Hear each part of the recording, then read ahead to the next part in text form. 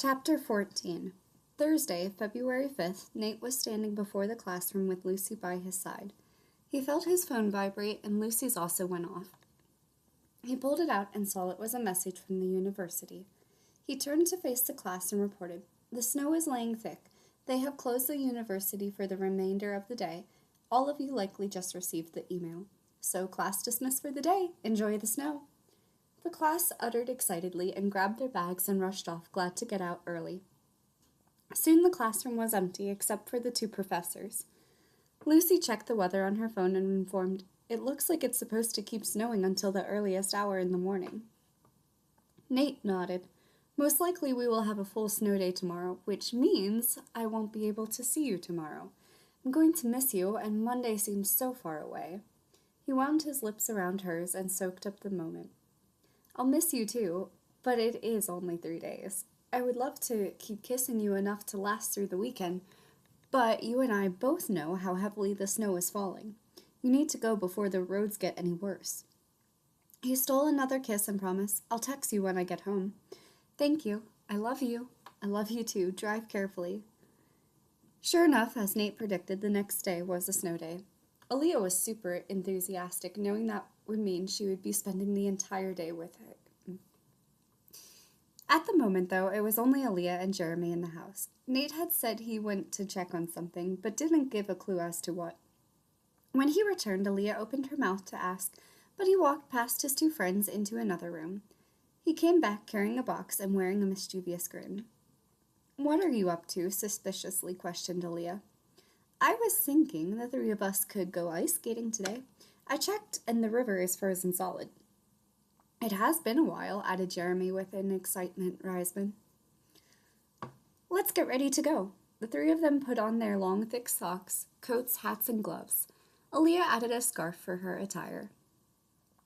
Then they put their boots on to walk in until they get to the river. Altogether, they headed out down the block to the nearby park where the river ran through it.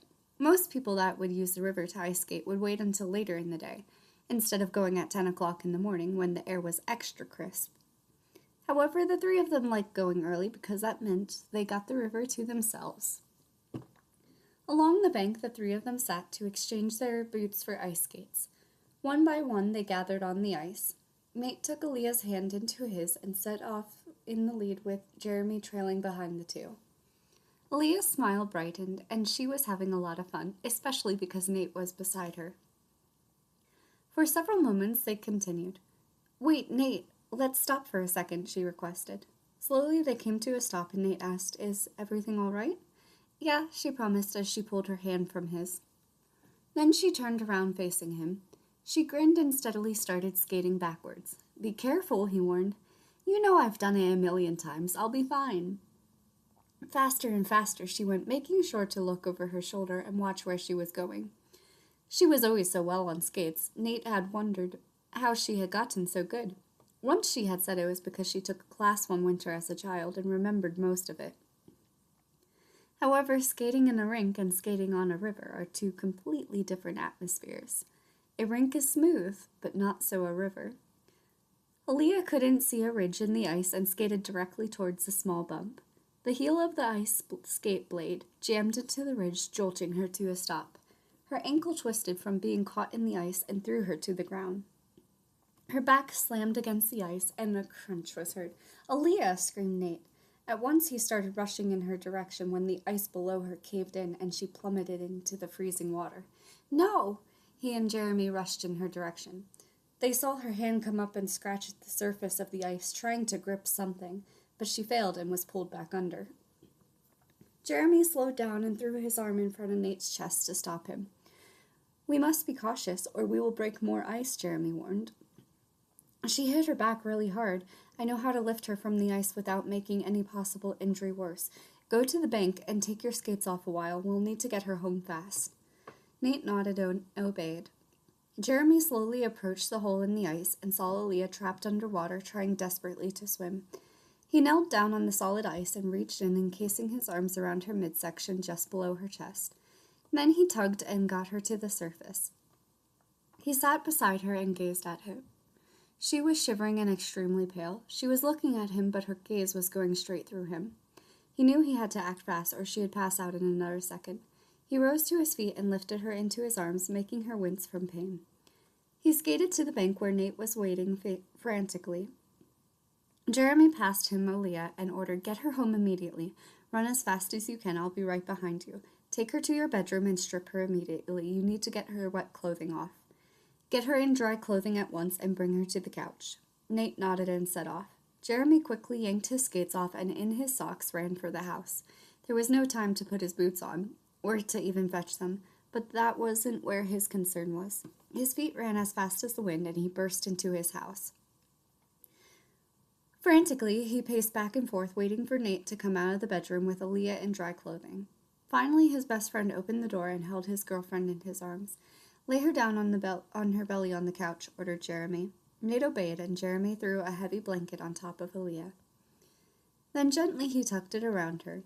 He knelt down and he grabbed her chin to turn her face to gaze into his. Her eyes were still hazy, and she was a million miles away. On top of that, her lips were blue. "Shoes!" cried Jeramie with a hint of tears in his eyes. "What is it?" thought Nate. "Boil water now and toss in mint leaves. We need to raise her temperature quickly. If we can't get it up in the next 5 minutes, we have to rush her to the ER.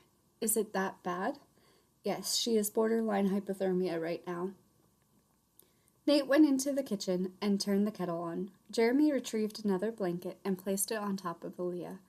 He knelt down and found her hand under the blanket. He clutched it tight, and as tears fell down his cheek, he assured, "You're going to be all right. You have to be." Jeramie closed his eyes as he let his tears continue to fall. A moment later, Nate came into the living room with a cup of tea. "I have the tea," he informed, and Jeramie sighed, thankful. "Aalliyah, I'm going to help you sit up so you can drink the tea." Jeramie placed his hand on her back and slowly shifted her. She groaned in protest. "I know you are in a lot of pain. I'll deal with that then. Right now I need to get you warmer." He got her into a sitting position and held the cup to her lips. Steadily she drank the warm liquid. Soon the mug was emptied. Jeramie sat back, resting on the floor, and waited. After a minute, he reached under the blankets and found her hand. He gripped her wrist and sighed. "Her temperature is rising. She is going to be okay. We need to keep her warming up for several more minutes before I can take the blankets off and see how much damage she did to her back." The minutes seemed to drag out, and Nate waited anxiously. Jeramie kept a grip of her wrist to feel as the temperature rose. He gazed into Aalliyah's sky eyes and saw she was coming back into focus, indicating she was recovering. Nate noticed too, and smiled, glad to see she was going to be all right. While Jeramie had her sitting up, he decided to examine her ankle. Lightly he took her right ankle into his hand and felt it. He waited for a reaction out of Aalliyah, or if he could feel something. But she wasn't showing any indication, which sent fear through him that she was paralyzed and couldn't feel her leg at all. "Can you feel me touching your foot?" he inquired. "Yes," she assured, and his shoulders relaxed. Just then she winced, confirming her words. "It's only twisted. You're lucky the way you landed. It could have easily been broken." He left the room and returned a moment later, holding a black material in his hand. He slipped the brace on her foot and fastened it close, careful not to make it too tight. "You are warm enough," Jeramie reported. "I'm going to help you lie down on your belly again and see how badly you injured your back, because landing on a fluffy pile of snow is a lot different than landing on ice. All those years ago you were lucky to have a cushion for a landing, though you had fallen from higher up." Nate came into the living room to be closer to the two as Jeramie lied her face down on the couch. He stood against the wall and watched anxiously. Jeramie removed the blankets from Aalliyah and set them off to the side. Then he raised her shirt. At once he noticed the fabric claws digging into her back as if they were claws of a wolf. Very lightly he pressed, and she sucked in a sharp breath. "I'm sorry, I have to do this, Aalliyah." He unfastened the clasp, and from the tension it snapped back. Aalliyah sighed, and Jeramie saw the red mark it had left on her back. He met Nate's eyes and reported it was digging into her skin, making her injuries worse. For the next few days, she can't wear anything tight or constricting. Nate nodded and added, "That was my bad. I think I fastened it tighter than she normally places it. I put the loops on the smallest setting." Aalliyah shook her head and wheezed feebly. "Always the middle." "Why didn't you tell me I made it too tight?" Jeramie cut in. "She couldn't. She was barely conscious.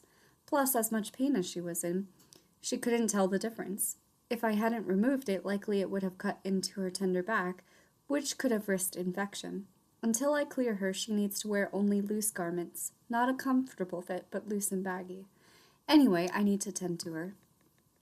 Jeramie placed his focus back on examining Aalliyah. As light as possible, he set his fingers on her back and she winced.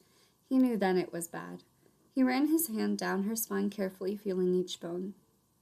It bothered him knowing he was making the pain worse for her by touching her, but he had to assess the damage in order to properly help her. After feeling her spine, he pressed his fingers against her ribcage. She sucked in a sharp breath and a tear tumbled down her cheek. Then he reported she has a hairline fracture on one rib. All that can be done is rest and avoiding twisting or moving her back much at all. Aalliyah, I am ordering you to remain in bed for several days in the least to recover. The rest of your back is severely bruised, worse than when you fell building the snowman. I can massage it as before to reduce some of the bruising, but it might be too late. Why? She questioned. Because I didn't tend to it immediately. I know that is my fault, but I couldn't risk you getting hypothermia. A bruised back is better than dying. Nate watched from his spot against the wall. Jeramie started rubbing Aalliyah's back, but he was doing so very tenderly. Nate pictured last time how he had dug his fingers into her skin, really making sure to work it towards healing. But now he was just rubbing her back, almost affectionately. It clicked. Jeramie cares for Aalliyah more than a friend. Nate wasn't upset. He couldn't blame his best friend for getting feelings for a lady as beautiful as Aalliyah. He saw it as a good thing, and his eyes lit up.